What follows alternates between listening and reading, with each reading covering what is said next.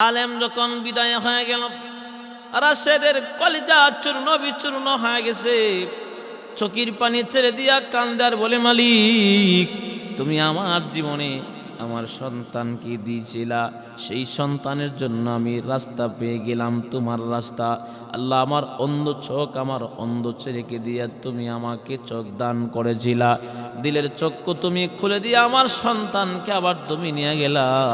এই জন্যে যুবক ভাইয়েরা আমার, আপনাদের কাছে আহ্বান, জীবনে বহু অপরাধ এমনকি অন্যায় করেছেন, জীবনে বহু নিশা করেছেন, এমনকি বিভিন্ন মদের আড্ডাখানায় গিয়েছেন।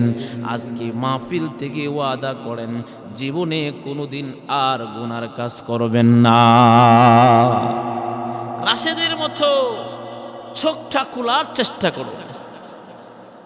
এই জন্য আপনাদের কাছে আহ্বান, কোনদিন পাগলের সাথে দুষ্টামি করবেন না।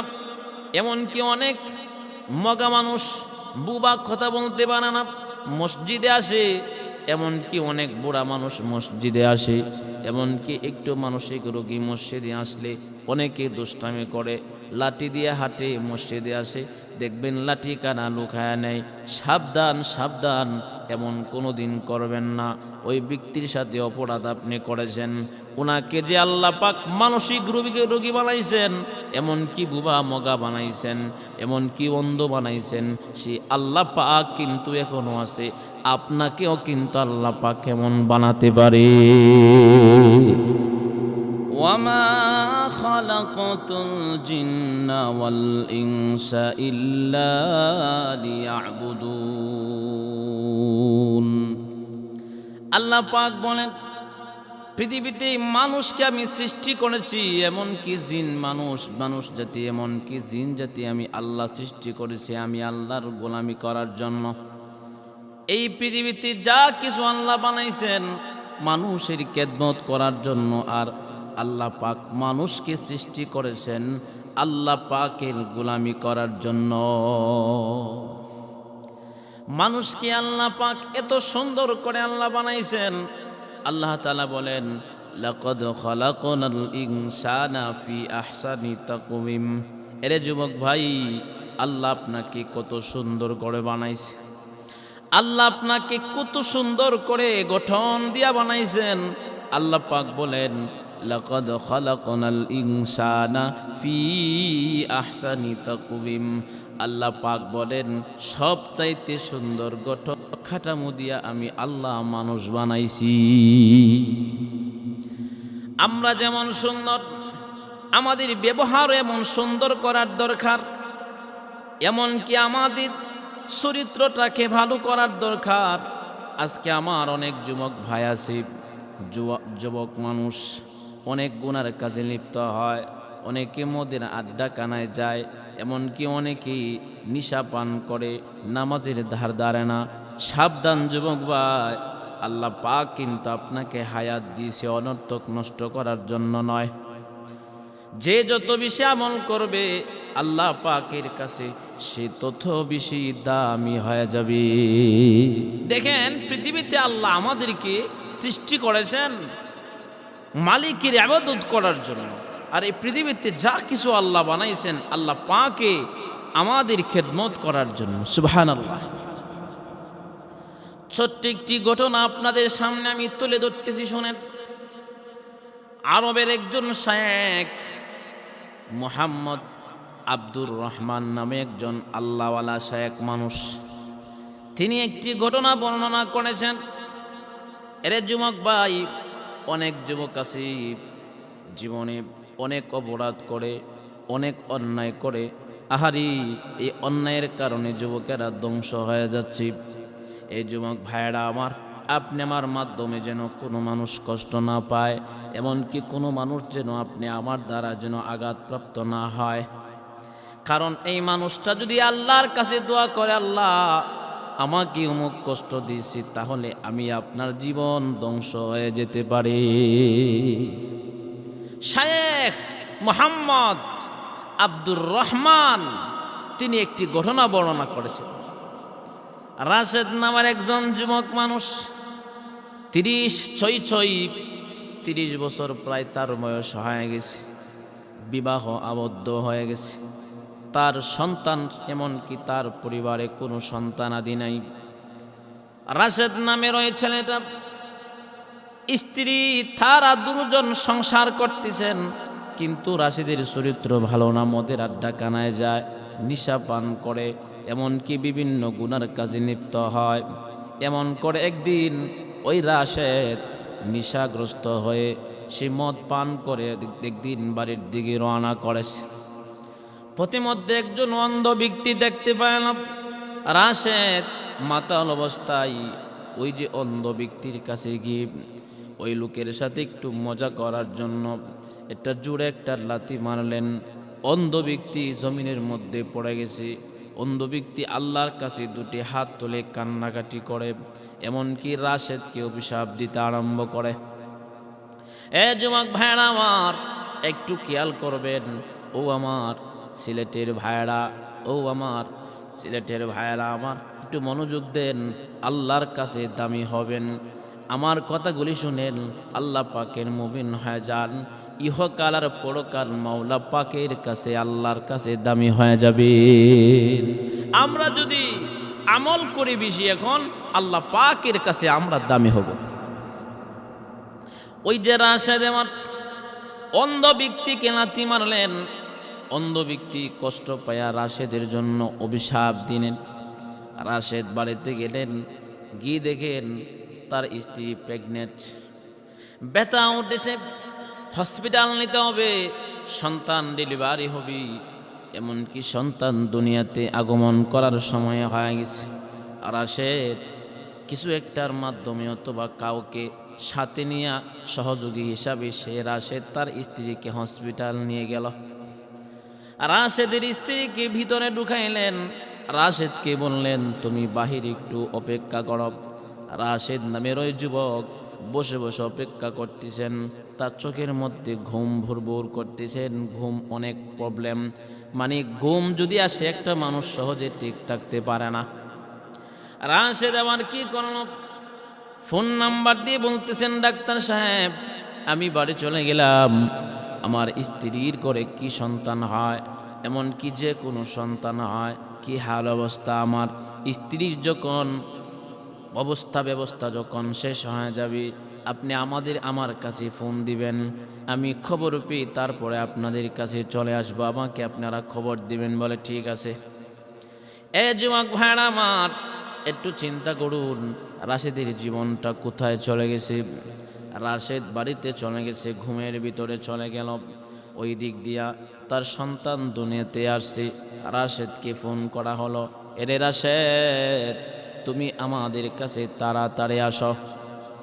হসপিটালের ভারপ্রাপ্ত যারা আছে, যিনি মেন ডাক্তার তিনি বলেছেন সাবধান, রাশেদের কি সন্তান হয়েছে তোমরা কেউ কিছু বলবা না, আমার সাথে প্রথমে সাক্ষাৎ করার জন্য রাশেদকে বলবা। মোহাম্মদ আব্দুর রহমান শায়েখ তিনি লিখেছেন, ওই কিতাবের ভিতরে তিনি ঘটনা বর্ণনা করেছেন যুবকদের উদ্দেশ্যে। এর যুবক, জীবনে আমরা কত দেখি একটা অন্ধ মানুষকে কষ্ট দেয়, মজা করার জন্য পাগলের সাথে আমরা অনেকে দুষ্টামি করি। সাবধান, ওই ব্যক্তিকে আল্লাহ যেমন করে অন্ধ বানাইছেন, এমনকি ওই ব্যক্তিকে যেমন করে আল্লাহ পাক পাগল বানাইছেন, আমি আপনাকেও কিন্তু এমন অন্ধ পাগল আল্লাহ বানাইতে পারি। ওই রাশেদ আমার চলে গেলেন, ডাক্তারের সাথে কথা হলো, ডাক্তার ডাক দিয়ে বলতেছে রাশেদ তোমার দুইটা চোখ কে দান করেছে? বলে আল্লাহ। এমনকি তোমার এত সুন্দর চেহারা কে দান করেছেন? বলে আল্লাহ। রাশেদকে এমন করে বলতেছেন, রাশেদ একটু পরে বলেন যা বলার আপনি মন খুলে বলেন, কি হয়েছে বলেন। এমনি ডাক্তার সাহেব বলতেছে, রে রাশেদ আল্লাহ পাক তোমার গর্ভে, তোমার স্ত্রীর গর্ভে একটা পুত্র সন্তান দান করেছেন, তবে একটা সমস্যা। এর রাশেদ আমরা বহু পরীক্ষা নিরীক্ষা করে দেখলাম, আর জীবনে কোনোদিন তোমার সন্তান চোখে দেখতে পারবে না, তোমার সন্তান দুটা চোখে আর দেখতে পারবে না। চির অন্ধ করে আল্লাহ দুনিয়াতে পাঠাইছেন। এই কথা শোনার পরে রাশেদ দেখতেছেন তার মাথায় যেন আসমান ভেঙে পড়েছে। রাশেদের মনটা ছোট হয়ে গেছে। রাশেদ চোখের পানি ছেড়ে দিয়া কান্দে।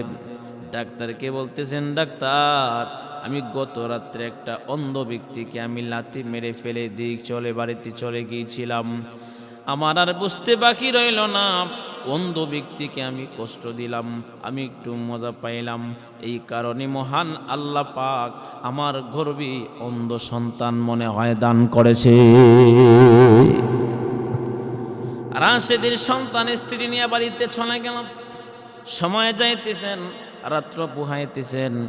সন্তানের বয়স হয়ে গেছে 10 বছর। নাম রেখেছেন তার সালেম। নাম রেখেছেন সালেম।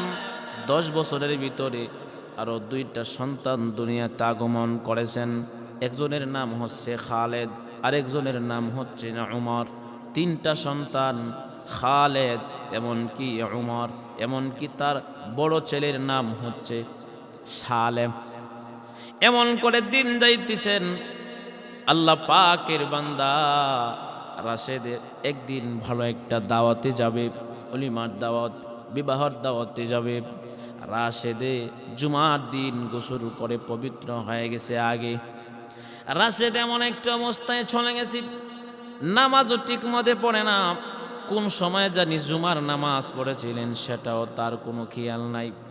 কারণ ওই সন্তান, ওই যুবক নিশাগ্রস্ত থাকে, এমনকি গুনার কাজে লিপ্ত হয়, দিল নষ্ট হয়ে গেছে।